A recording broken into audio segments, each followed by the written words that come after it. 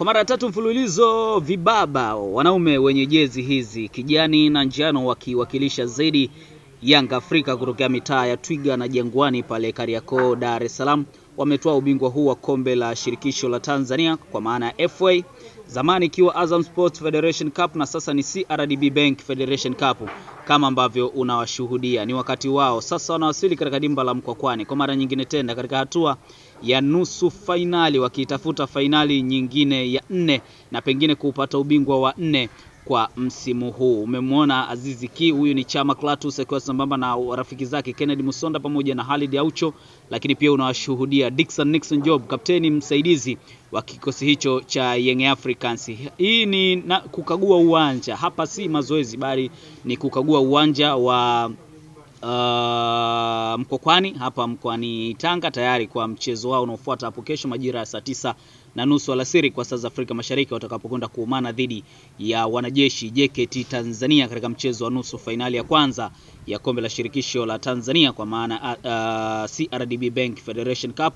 ama FA. Kama ambavyo unashuhudia Prince Dube, unamuona kule Duke Abuya, Farid Musa Maliki,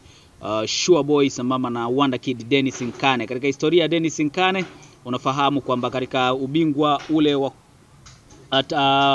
pale mkoani Arusha alifunga katika goli muhimu kweli, goli la 3 kwenye sare ya magoli 3-3 dhidi ya Coastal Union kabla ya kwenda kwenye mikwaju ya penalti. Chama Clatous, ndugu yake Kennedy Musonda sambamba na rafiki yao Daktari Khalid Aucho, hapo ni Zambia dhidi ya Uganda. Huyo hapo Jonathan Ikanga Lombo, wenyewe wanamuita Ikanga Speed,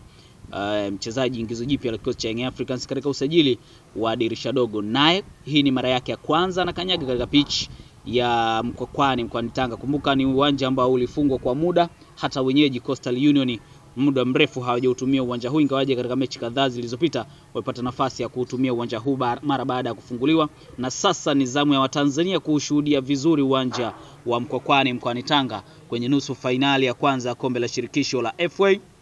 kwa maana ya CRDB Bank Federation Cup, kama ambavyo tunamshuhudia Azizi Stefan Ki sambamba na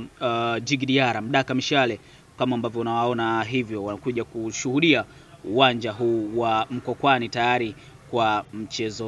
huo. Kumbuka JKT Tanzania wao wana jukumu la kuona pengine wanazuia ndoto za Young Africans kutoa kombe hilo kwa mara ya 4 mfululizo, ama pengine Young Africans JKT Tanzania kwa njia ya kutoa ubingwa huo kwa mara ya 4 mfululizo. Nusu ya finali ya kwanza, wakati nusu finali ya pili inataraji kuchezwa tarehe 31 ya mwezi huu wa 5 baina ya kikosi cha Simba Sports Club dhidi ya kikosi cha Singida Black Stars kwenda kuchezwa pale Tanzanite kwa raha Babati mkoani Manyara. Hivi ndivyo ambavyo tunashuhudia mashindano yaliyoko chini ya shirikisho la mpira wa miguu nchini Tanzania. Yote mashindano yote mpira wa miguu yako chini ya shirikisho TFF, lakini kuna yale ambayo yanasimamiwa na bodi ya ligi kwa maana ya ligi kuu, ligi ya championship, lakini pia first league, yale yako chini ya shirikisho lakini kwa usimamizi wa bodi ya ligi Tanzania, lakini haya yako direct, yako chini ya shirikisho la soka TFF.